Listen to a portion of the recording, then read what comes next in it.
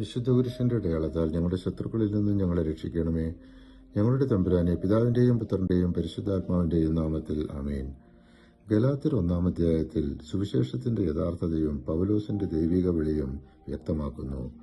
ക്രിസ്തുവിന്റെ കൃപയിൽ നിന്നുള്ള രക്ഷയാണ് യഥാർത്ഥ സുവിശേഷം, മനുഷ്യരുടെ നിയമങ്ങളിലൂടെയോ ആചാരങ്ങളിലൂടെയോ അല്ല.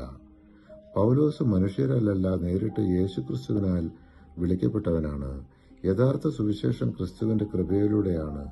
മുമ്പ് സഭയെ പീഡിപ്പിച്ചിരുന്ന സാവൂൾ എന്ന പൗലോസ് ഇപ്പോൾ അതേ വിശ്വാസം പ്രഘോഷിക്കുന്നു. പൗലോസ് തന്റെ സന്ദേശം മനുഷ്യരിൽ നിന്നല്ല, ദൈവത്തിന്റെ നേരിട്ടുള്ള വെളിപാടിൽ നിന്നാണ് ലഭിച്ചത് എന്നുദ്ഘോഷിക്കുന്നു. എന്നാൽ ഞാൻ മാതാവിന്റെ ഉദരത്തിലായിരിക്കുമ്പോൾ തന്നെ ദൈവം എന്നെ പ്രത്യേകം തിരഞ്ഞെടുത്തു. തന്റെ കൃപയാൽ അവിടുന്ന് എന്നെ വിളിച്ചു. 1-ാം അധ്യായം 15-ാം തിരുവചനം. ഗലാത്യർ 2-ാം അധ്യായം കൃപയുടെ സുവിശേഷം മനുഷ്യരുടെ ആചാരങ്ങളെയും നിയമങ്ങളെയും മറികടക്കുന്നുവെന്ന് വ്യക്തമാക്കുന്നു. ക്രിസ്തുവിലുള്ള വിശ്വാസം മാത്രമാണ് യഥാർത്ഥ നീതിയും ജീവിതവും നൽകുന്നത്.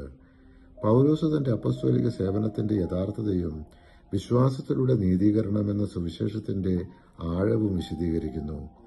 അദ്ദേഹം ജെറുസലേമിൽ പോയി മറ്റ് അപ്പസ്തോലരുമായി തന്റെ സന്ദേശം സ്ഥിരീകരിക്കുകയും പിന്നീട് പത്രോസിനോടുള്ള ഒരു തുറന്ന നേരിടലും രേഖപ്പെടുത്തുന്നു.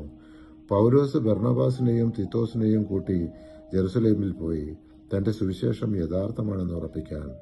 മനുഷ്യൻ നിയമപ്രവൃത്തികളാലല്ല, യേശുക്രിസ്തുവിൽ വിശ്വാസത്തിലൂടെയാണ് നീതീകരിക്കപ്പെടുന്നത്. ഞാൻ ക്രിസ്തുവിനോടുകൂടെ ക്രൂശിതനായിരിക്കുന്നു. ഇനിമേൽ ഞാനല്ല ജീവിക്കുന്നത്, ക്രിസ്തുവാണ് എന്നിൽ ജീവിക്കുന്നത്.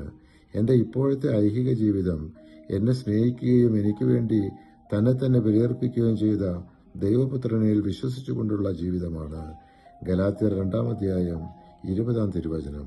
പരിശുദ്ധാത്മാവേ, തിരുവചനത്തിന്റെ അനന്തശക്തിയാൽ ആത്മാവിന്റെ ബലങ്ങളും ദാനങ്ങളും നൽകി തീഷ്ണതയാൽ ഞങ്ങളെ ജ്വലിപ്പിക്കണമേ. ആമേൻ.